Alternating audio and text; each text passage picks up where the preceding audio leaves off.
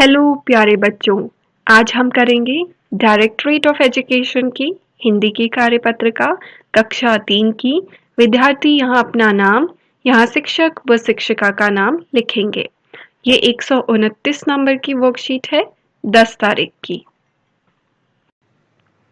क्या आप जानते हैं 10 दिसंबर 2020 ह्यूमन राइट्स डे। 10 दिसंबर का दिन प्रत्येक वर्ष अंतर्राष्ट्रीय मानवाधिकार दिवस के रूप में मनाया जाता है। यह सभी मनुष्यों को उनके अधिकारों के प्रति जागरूक करने के उद्देश्य से मनाया जाता है। मानवाधिकार वे मौलिक अधिकार हैं जो सभी मनुष्यों को शिक्षा, स्वतंत्रता एवं समानता प्रदान करते हैं।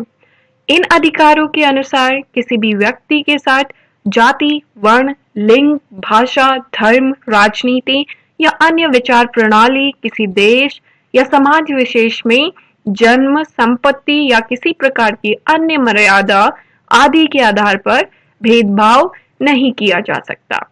तो बच्चों, 10 दिसंबर को हम मनाते हैं अंतर्राष्ट्रीय मानवाधिकार दिवस, जिसे ह्यूमन राइट्स डे भी कहते हैं। ये वो अधिकार हैं जिन्हें क्यों हम 10 दिसंबर को ये मनाते हैं, ताकि हम लोगों में ये जागरूकता, ये अवेयरनेस फैला सकें और उन्हें बता सकें कि उनके क्या अधिकार हैं। और चाहे वो शिक्षा से रिलेटेड हो, आपकी पढ़ाई से रिलेटेड हो, स्वतंत्रता से रिलेटेड हो या समानता प्राप्त करने से। और ये यह हमें बताता है कि किसी भी प्रकार के जो अधिकार हैं, चाहे वो कैसे भी, वो जाति के बेस पे हो या वर्ण, लिंग, भाषा, धर्म, इन बेसिस पे हम कोई भी किसी भी मनुष्य में भेदभाव नहीं कर सकते। सब एक समान है, सबके अपने अपने राइट्स हैं। तो हम किसी में भेदभाव नहीं कर सकते, चाहे वो धर्म के बेस पे हो, लिंग के बेस पे हो, राजनीति या कोई भी विचार प्रणाली। ठीक है, तो किसी में भेदभाव नहीं किया जा सकता। हमें यह दिन ये बार बार याद दिलाता है। तो अब याद रखेंगे, 10 दिसंबर को हम मनाते हैं ह्यूमन राइट्स डे, अंतर्राष्ट्रीय मानवाधिकार दिवस। ठीक है, अंतर्राष्ट्रीय मानवाधिकार दिवस। पुनरावृत्ति कार्यपत्रिका। तो आज हम रिवीजन करने वाले हैं। प्यारे बच्चों, पाठ बहादुर बिट्टो पढ़ने के बाद आपको भी बिट्टो की बहादुरी और सूझबूझ ने प्रभावित किया होगा। तो आइए आगे बढ़ने से पहले एक बार हम जांच लेते हैं कि इस पाठ से हमने क्या-क्या सीखा है। चलिए डिब्बे में से सही शब्द चुनकर दी गई संज्ञा और सर्वनाम शब्दों की तालिका पूरी करते हैं। बिट्टो नाम है तो ये संज्ञा में आएगा। मुझे सर्वनाम है क्योंकि ये संज्ञा की जगह इस्तेमाल होता है।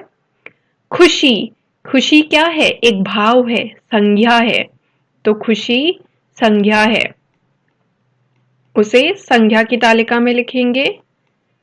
उसके बाद खुशी को आप यहां लिखेंगे संज्ञा की तालिका में। आपका, आपका है सर्वनाम, तो आप उसे सर्वनाम की तालिका में लिखेंगे। फिर किसान, किसान क्या है? संज्ञा है, क्योंकि किसान क्या है? कोई व्यक्ति है, किसान। इसके बाद गाय, गाय एक जानवर का नाम है, तो हम इसे संज्ञा में लिखेंगे। वह एक सर्वनाम है। और उसके बाद उसने, उसने भी क्या है? एक सर्वनाम है। इसके बाद है सही शब्द समूह चुनकर खाली स्थान भरिए। पेट में चूहे कूदने, भूखो मरो, थर थर कांपने। बैल के न होने पर हम भूखों मर जाएंगे। हम क्या होगा हमें? हम भूखों मर जाएंगे। ये आपके बहादुर बिट्टो में था। हम भूखों मर जाएंगे। ठीक है, भूखों मर जाएंगे। शेर को देखकर किसान डर से क्या होने लगा? थर थर कांपने लगा। थर थर, थर थर कांपने लगा, कांपने लगा। फिर है भूख के मारे शेर के पेट में चूहे कूदने लगे। क्या हो गया? पेट में चूहे, पेट में चूहे कूदने लगे, कूदने लगे, पेट में चूहे कूदने लगे।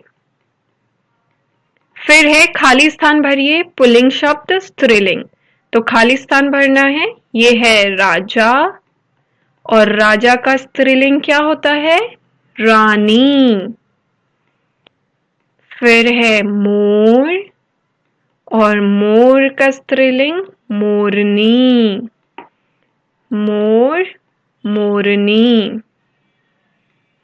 मोरनी। ठीक है। शेर ने बित्तों को राक्षसी क्यों समझ लिया? तो ये उत्तर है, बित्तों ने सिर पर बड़ा सा पगड़ बांध रखा था और उसके हाथ में दराती भी थी। उसने किसान से कहा कि तुमने तो कहा था कि 4 शेर फांस रखे हैं, चलो नाश्ते में एक ही शेर काफी है।